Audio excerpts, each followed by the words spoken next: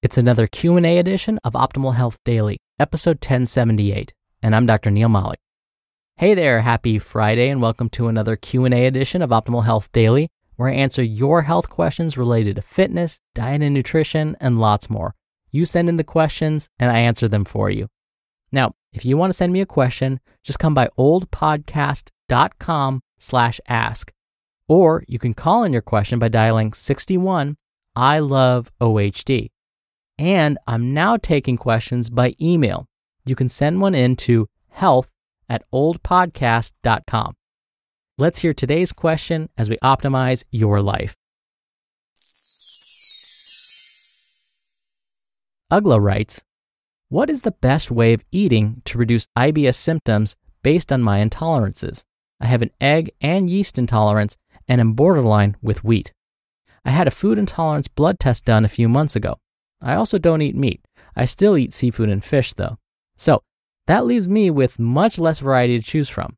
So all in all, you could say I'm a pescatarian who doesn't eat meat, eggs, wheat, yeast products, and I avoid milk as well, other than cheese. It's too good. Or maybe I'm almost a vegan who still eats fish? It's all a little complicated in my head. Hi Ugla, thank you so much for emailing me your question. We can get so creative with our eating habits and designing our meal plans that some days it may seem like we're vegan. And on other days, like Saturdays and Sundays, it's like Thanksgiving Day all over again. And this is true for even the most restrictive of dieters.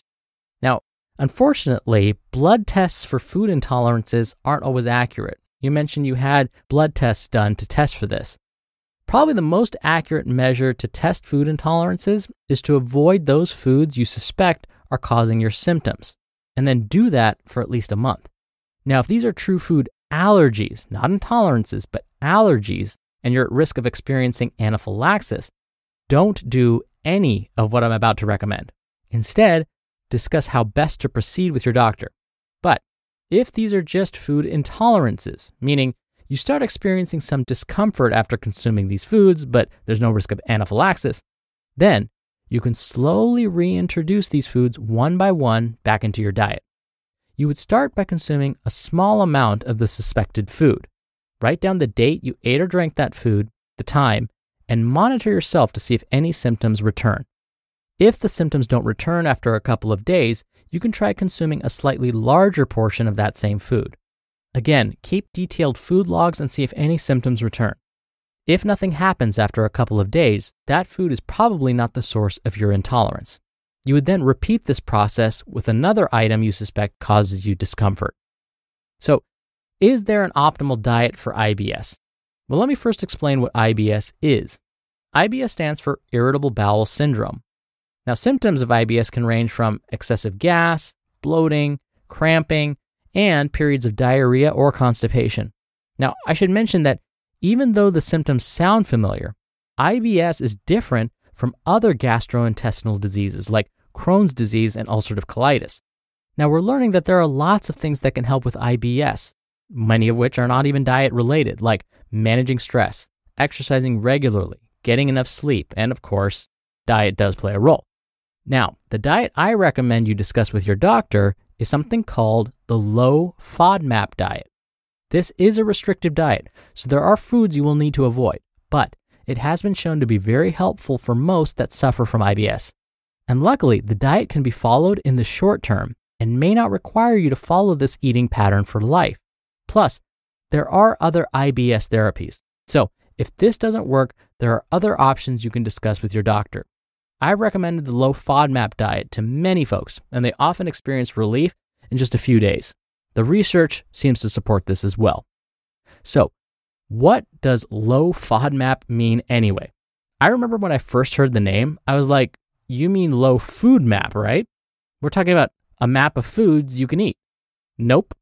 FODMAP is an abbreviation for fermentable oligosaccharides, disaccharides, monosaccharides, and polyols.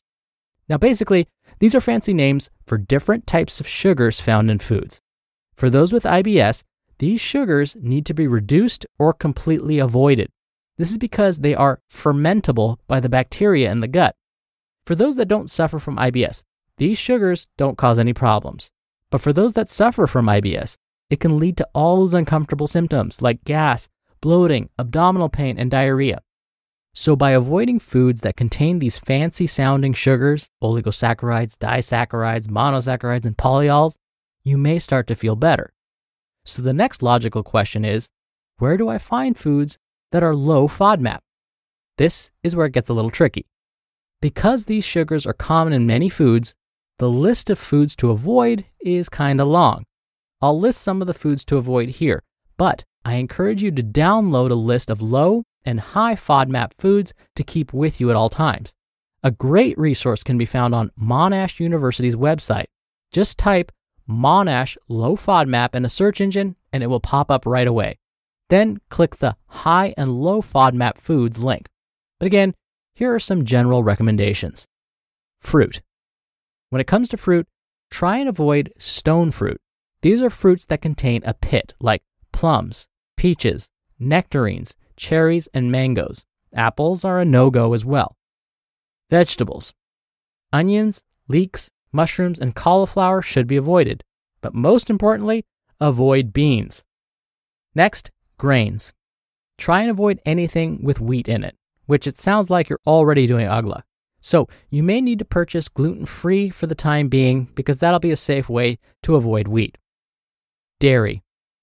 Foods that are high in lactose will typically cause symptoms to get worse. So it's best to avoid milk, ice cream, and soft cheeses. Yogurt could trigger symptoms too, so if you really want to be careful, avoid yogurt. But there are some folks that do just fine after consuming a small amount of yogurt. Next, meat. Try and avoid processed meat because sometimes one of the FODMAPs gets added during processing. Also, some marinated meats can cause problems. Again, this is because the marinade itself may contain one of those sugars that can trigger symptoms. Nuts and seeds are usually safe, but pistachios and cashews tend to irritate. And lastly, sugars. High fructose corn syrup, honey, and sugar alcohols tend to make symptoms worse.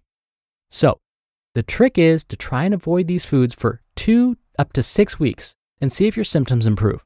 If they do, fantastic. Along with guidance from your doctor, you can then consider reintroducing some foods to see if any symptoms return.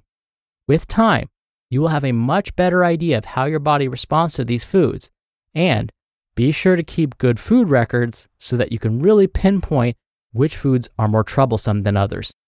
I wish you all the best, UGLA, as you begin your wellness journey. And again, thank you so much for the question. You'll be entered into a very small raffle every month to win a book. And if you want to be in the raffle, send me a question. You can now email me one to health@oldpodcast.com. Or if you want your voice heard on the show, come by oldpodcast.com/ask to ask an audio question. You can record right from your computer's microphone, or you can call in your question using the number 61 I love OHD. All right, that'll do it for another Q&A edition of Optimal Health Daily.